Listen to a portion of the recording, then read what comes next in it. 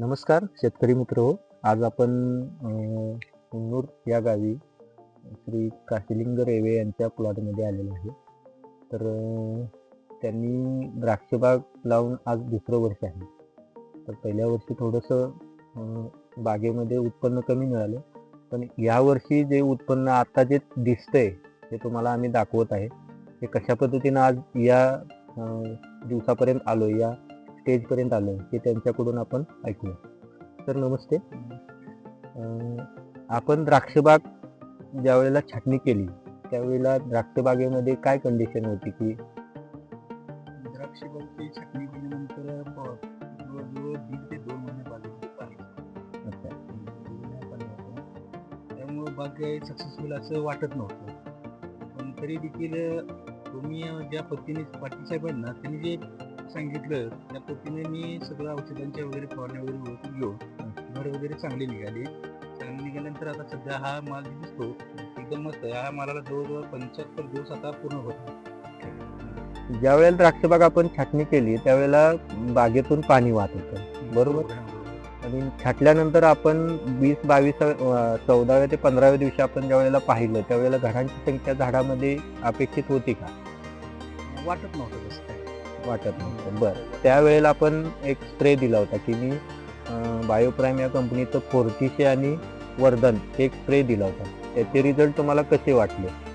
फोर्टिशी तर मला नंबर 1च औषध वाटतं त्यामध्ये. कारण त्या फोर्टिशीमुळे इतकं म्हणजे ते औषध मारल्यानंतर लगेचच इफेक्ट अशी चांगली जाणवते. म्हणजे डोळी घड कमी झाले, घड जळण्याची समस्या कमी झाली, घडांची साईज मिळाली, पानाची ग्रोथ मिळाली, काळुकी चांगली मिळाली, त्या गोष्टी तुम्हाला मिळाल्या. तिथून पुढे आपण बाकीचे स्टेटमेंट चालू राहत असताना फ्लावरिंग स्टेजमध्ये GH फवारणी किती केली आपण?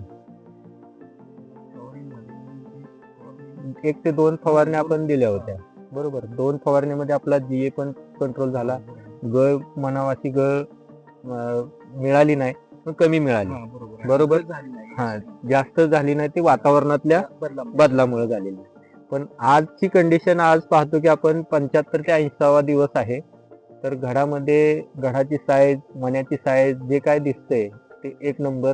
म्हणजे साधारण एक 8 ते 10 दिवसामध्ये हा माल पूर्ण पाणी उतरण्याच्या स्टेजमध्ये आलेला आहे.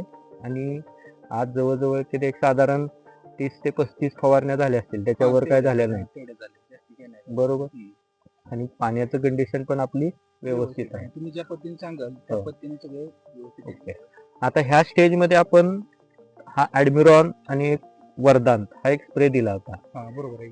तर याच्यामुळे आपल्याला घरामध्ये मण्यांची साईज एकसारखी मिळाली, फुगवण चांगली मिळाली आणि वेट पण चांगलं मिळायला लागलं.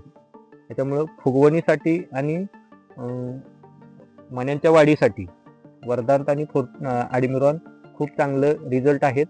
प्लस याच्यामुळं तुम्हाला हे पण मिळेल की झाडावरती जे वातावरणातल्या बदलाने जे ट्रेस आलेले आहेत ते आज आपल्या झाडावरती दिसत नाहीत. त्यामुळे हा एक फायदा चांगला झाला. दुसरी गोष्ट, आपल्याला घडाची युनिक साईज मिळाली आणि वेट पण चांगले मिळाले.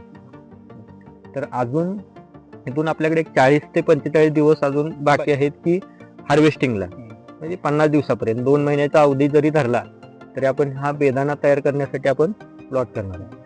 हा 2 महिन्यानंतर अपेक्षित आहे की 800 झाडामध्ये आपण 3 टनापर्यंत जाऊ अशी अपेक्षा आहे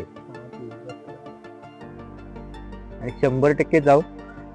तुम्हाला तिथपर्यंत जाण्यासाठी ॲडमिरॉन, वरदान, फोर्टिशे असेल, 15-15 असेल, नंतर फॉस्फोनिक्सेस, ब्लॉसम के हे पण प्रोडक्ट आहेत जे वाढीसाठी, ग्रोथसाठी, याच्यासाठी आपल्याला द्राक्षामध्ये खूप चांगले मदत करतील. आणि नक्कीच आपण 3 टनापर्यंत बेदाणा 3 टनापर्यंत काढू. धन्यवाद.